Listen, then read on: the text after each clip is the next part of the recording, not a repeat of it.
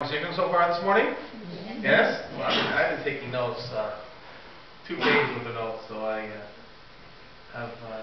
just worked with Tom, and the joke that I want to share with you, and I was going to tell Tom if I can do this right now, but I'm going to do it anyways, is I worked with Tom. That was great, but I also played ball hockey, where Tom was a referee. And I got to do really well. Well, one day I was trying to play ball hockey, and I go on and I see Tom. I go, great. It's always it was always a negative thing when I saw Tom ref, because he refed at rinks at the 4-1 in Dufferin. But I saw him at a rink which I never thought I was going to see him at. So I played with this team. We weren't that great, and I got a penalty behind the net. I was known for my tripping style there. Sent to the bench, and Tom gave me this look and this comeback. He said, "Tim, sit down and you know what?" And I was barking back at him, right? I was like, I better shut up because I'm going to get an extra 2 minutes here. But you know what? As a referee, you have to have the control of the game. And so he did that even at that time. So I just wanted to share that joke with you there. But I'd like to appreciate Tom and Mike allowing me to speak here for Enterprise Toronto. My name is Jim Puckiamsis. And the author of the upcoming book, Get Connected, Make Gold Happen. And I'm also an authorized local expert trainer for Constant Contact here since January of this year. And I've actually spoken for Enterprise Toronto in North York and here as well. Mentorship, but the main thing I'm being known for is about networking. So there are some of my handles you can find me, and I can give out my business card after the talk, and you can learn more about my book. So the question we have today is how to become a networking success. And what I did is what Mike was talking about, is I created a system. So 2 questions I have are, who likes to talk? Put their hands up. Who likes to talk? We have 6, oh, I have a lot of talkers. Thank you very much. Okay, who doesn't like to talk but is willing to learn? Put their hands up. Okay, that's the rest of you, okay? So 100%, that's how I roll everybody, 100%. So thank you. So what I'll do is just going to go a little bit about our strategy. For myself, as Tom said, we worked together for many years, and then we went our different directions, and then we got reconnected about, I guess, 6 years ago. Tom did some work from Centennial College, which was my alumni, and I went back and did some work with them, and I brought Tom in to work with some clients that I've come across with this cold calling service with Michael. And I've done some features on Tom, my blog, and promoted their services on my email marketing campaign the past few months. Because I really, really tell you that what they said today is absolutely true, because I did it. I went through the pain of cold calling, using scripts, and what Mike said at the end about just failing is true. You fail, you will get better. And now I do a lot of work on the phone. Because of that, I have better, strong relationships with clients because of that. So we appreciate what Mike said. Really strong points there. So let's cover very quickly the PAR strategy. And a lot of my friends were telling me, Jim, that's the perfect strategy. I go, where do you see perfect on there? Because I keep telling people to do it over and over again when you become a professional networker. And that's what I did this for, because I realized going out there that there's online and offline networking. And what we're talking about is offline networking. And cold calling is an important part, but also going out there and speaking to people is important, because when you meet the person, you eventually have to call them back. Now that's a warm call, and that's what Tom was calling about the first 5 calls. Be the warm calls that you call first, and then you get into the cold calls. So we'll start. So the first thing is a business card. Now, who has a business card in the room? Really? Okay, can you pass to the front here quickly? The little exercise you do here. Quickly.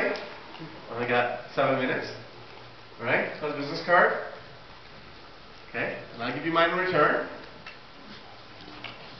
So you Mike, want to grab those, or? Hey, just pass them to the front. Okay. So everyone has a business card. Can you pass to the front there? Can you grab the card there? Alright. It's actually called live networking. Okay, who else has a card? You gotta get them all? One more? Okay.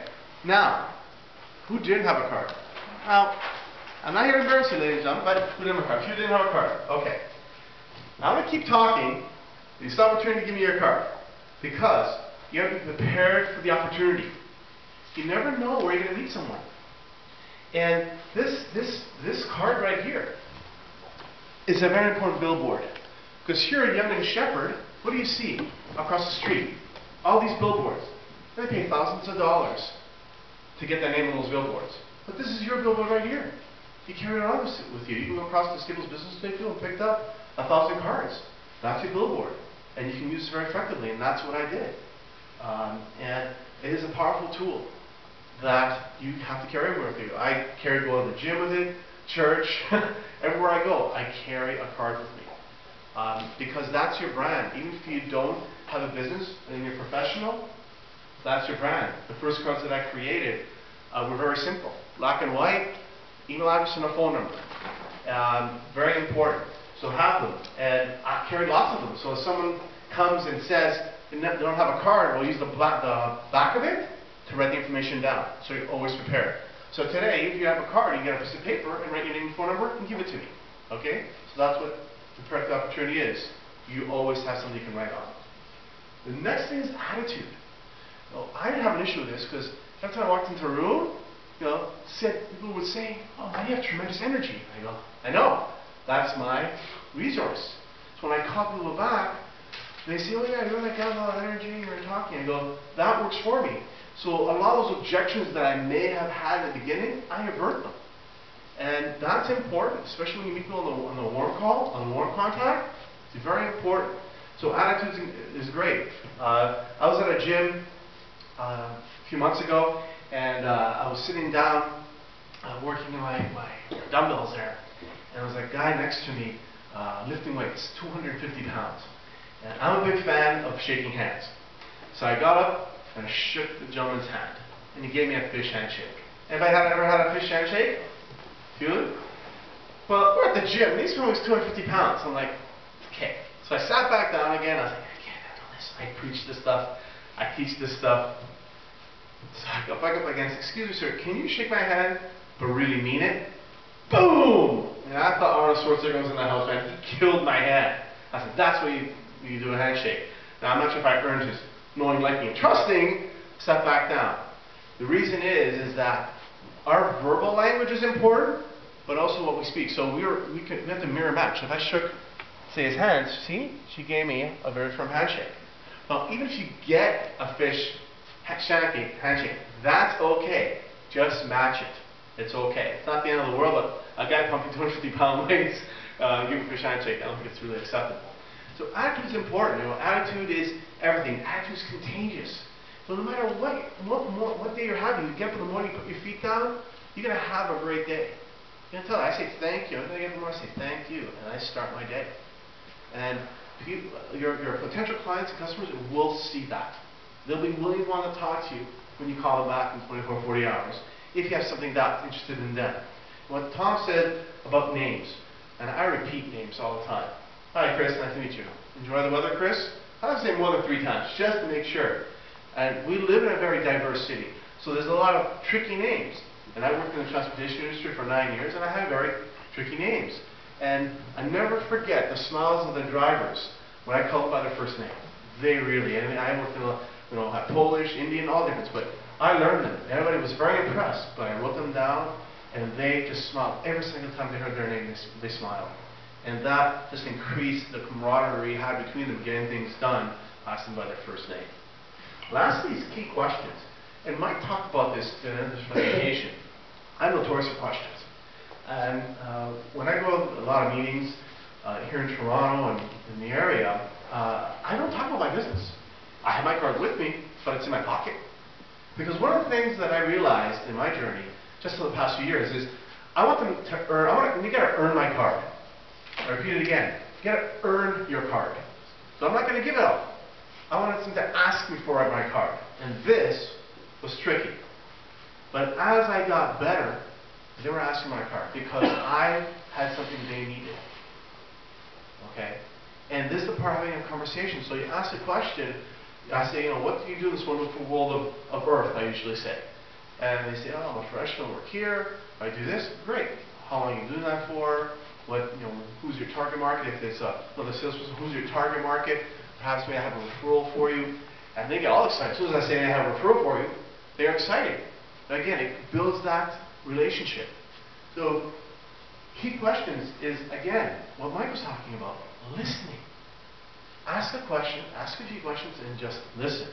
You know, we got 2 ears, 1 mouth. Let's use them proportionately. You know, and I like to talk, so it was hard for me again to get used to that. But in the end, I figured it out. I gotta listen. So in return, you do this: PAR, presentation, attitude, and response. Over and over again, you're a professional networker, and you can perhaps limit the cold calls you make over time. But again, it gets you started so we get some more calls and move forward. So again, thank you for the opportunity to give you a little bit of a brief presentation. I give you my card. You can download this presentation from my website. Thank you, Tom. Thanks very much. What I'd like to do now is throw it open